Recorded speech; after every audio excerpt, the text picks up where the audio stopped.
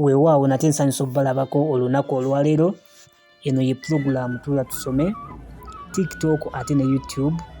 Bw'oteekamu obuteesi kigambo nti Tuula Tusome n'obeera ng'onyumirwa. Tuli katabo aka Pawulo Kirimuttu, kanyuvu ate nga kakwata ku bulamu obw'obulijjo bwe tutambuliramu, abavubuka nammwe abakuze mu myaka era kabakwatako bulungi ddala. Nze muzzukulu wa Mugema, munnakyalo omu bw'ati akwata ssente empya n'enkadde, omwanjuzi era omuteesiteesi. Essula gye tugenzeeko era gye tugenda tutandika essaawa zino zennyini y'eyokuna egamba nti alekerera amaliire ge.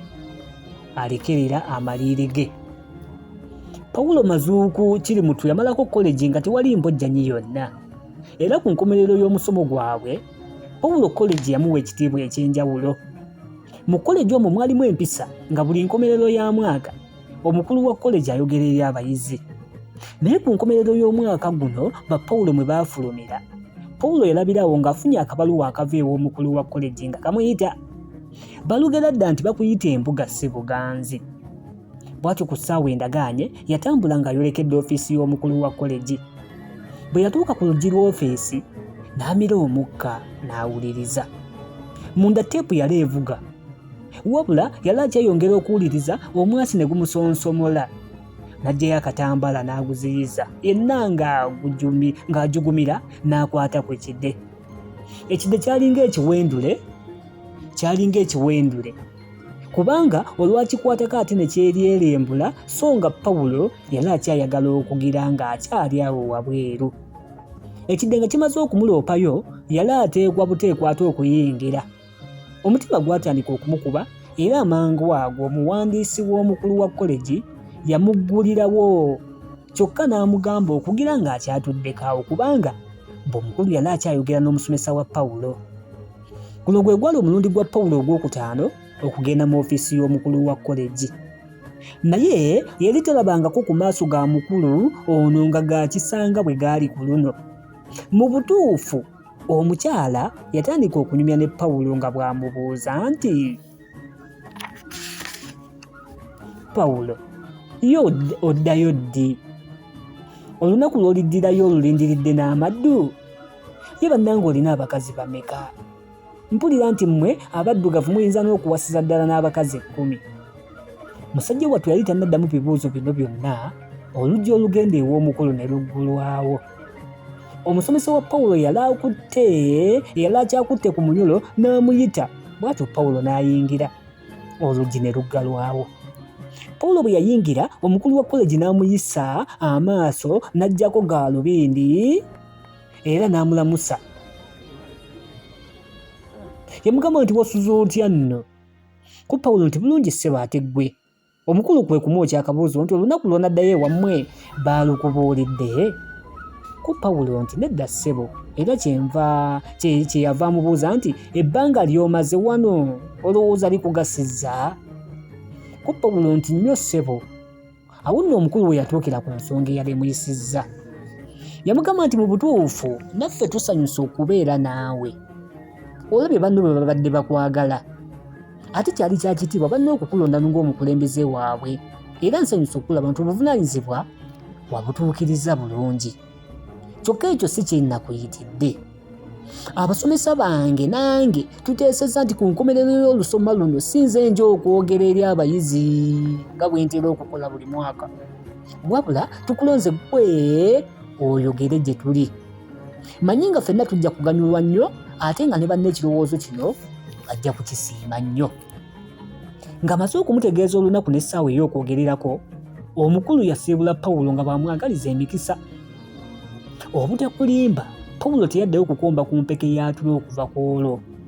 Buli kaseera yabeeranga mu kulowooza ate n'okuwandiika. Bwe yabanga agenderera okwebaka bw'ati ate n'amala afunayo akalowoozo ng'awawamuka ng'awandiika. Ate bwe yageranga n'alowooza ku ngeri gy'anaayambalamu, bw'atyo mu kumaliriza yasalawo kwambala kikungu. Ekisenge ekituulwamu ku luno kyajjula bugule, ate nga buli muntu essaawa yagikwata kalimi. Nga bonna bakkalidde bulungi mu bifo byabwe, Pawulo yayingira ng'awerekerwako omukulu wa college.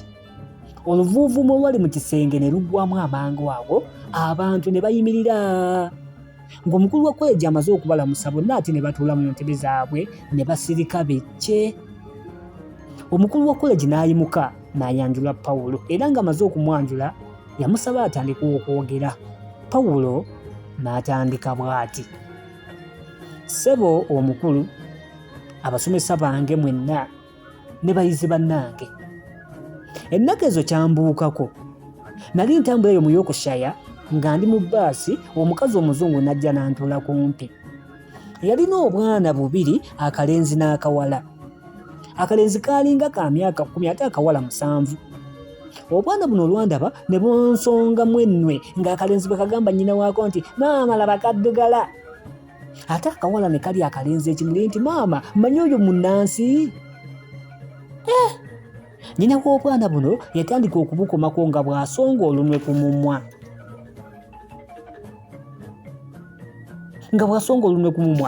Nti mulekeraawo okuba ab'ekyejo.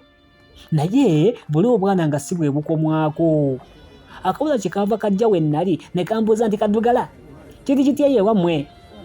Konse nti kiki? Kokko nti okuba ng'osalinkiriza mu kibuga n'osanga empologoma ng'eyinaayina.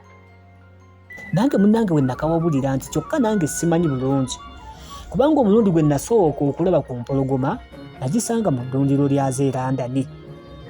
Nnyina w'obwana buno yakyuka n'antunuulira, kyokka nange nasigala neewuunya obwana buno kye bwava kulowooza nti mu bibuga by'abaddugavu ensolo ziyinaayina buyinyiiyinyi.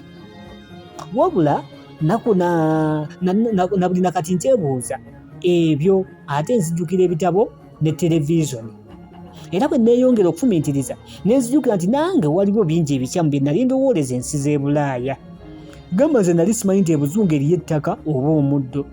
Era nali sirootangako n'omulundi n'ogumu nti omuzungu ayinza okukwata olweyo n'ayera oba enkumbi n'alima. Ate era nali simanyangako nti Congo eriyo abantu abawanvu. Ebitabo byatugambanga nti Abakongo bambuti. So mu kutwalira awamu ebirowoozo ebikyamu ku mawanga amalala biviira ddala ku butabaawo mpanyisaganya ya birowoozo wakati w'amawanga n'amawanga. N'olwekyo mpulira nti akadde kano omukulu ssebo kompadde ka kitiibwa nnyo ate era kakulu ddala. Kyenva nkwebaza nnyo nnyini ddala. Yagamba nti ekigambo kyempeereddwa okwogerako mu budakiika kino kizibu nnyo. Mu butuufu tekiyinzika buyinzika kubanga kigazi nnyo. Afirika efunye eki mu bugunjufu bwa Bulaaya kye kibuuzo. Mpozzi nga sinnaba kwetantala kibuuzo kino, kanjogere wano nti nze sikkiriziganya n'abantu abalowooza nti Afirika tebangako na bugunjufu ng'abangi bwe bagamba. Pawulo yagamba nti waliwo obujulizi bungi mu byafaayo obutulaga nga tetusigaddeemu na kakunkuna nti Afirika yalina obugunjufu obwa waggulu ddala okusooka. Era kimanyiddwa nti omuntu eyasooka yali Mufirika, ate n'obugunjufu bw'ensi nga Misiri ne Zimbabwe nabwo bwa lwatu. Wabula abazungu bwe bajja mu Afirika ne basanga mpozzi nga mu bya sayansi Afirika eri wansiko, baakitwalira awo nti Afirika terina bugunjufu. Pawulo yayongerako n'agamba nti Bulaaya yatuwa engoye, so n'era bamu ku ffe twali twambala, era nga bamu ku bazungu bwe baali bayita obukunya.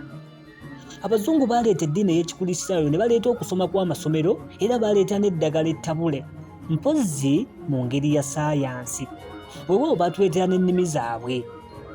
Mu kutwalira wamu abazungu baagezaako awatali buwanguzi okutufuula nga bo. Ebyembi buli atasobola kufuuka nga bo yabalibwanga atali mugunjufu. Era olw'okuwagala okutufuula abazungu abaddugavu, abazungu abajja mu Afirika baagezaako nnyo n'okufeebya byonna eby'ekiddugavu nga babayita bya wansi era bya sitaani.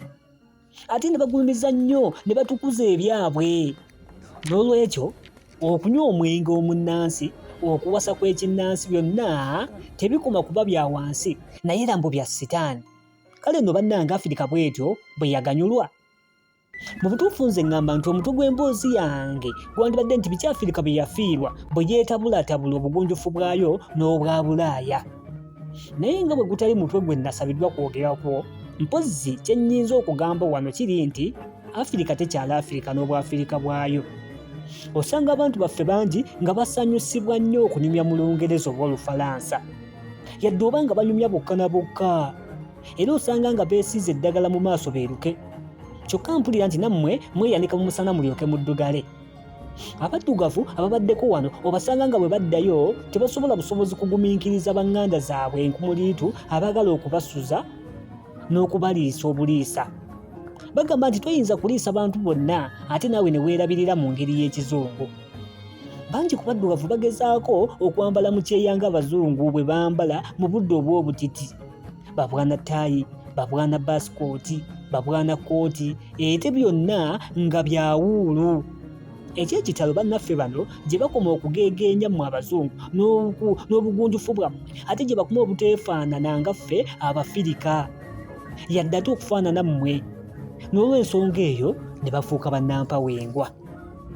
Eky'omukisa nkakasa nti okwegomba okw'ekizungu mu ngeri eno tekiyinza kubeerawo ddala bbanga lyonna. Mu butuufu ekiseera kinaatera okutuuka omwana w'omuddugavu lwalyettamirwa ddala obugunjufu bw'ekizungu era n'agezaako mu ngeri ye yonna okudda ku bubwe bunnansangwawo.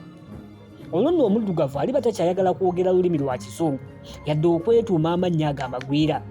Aliba takyayagala gavumenti za kigwira era alifuba nnyo okuzza gavumenti ng'ezaaliko edda.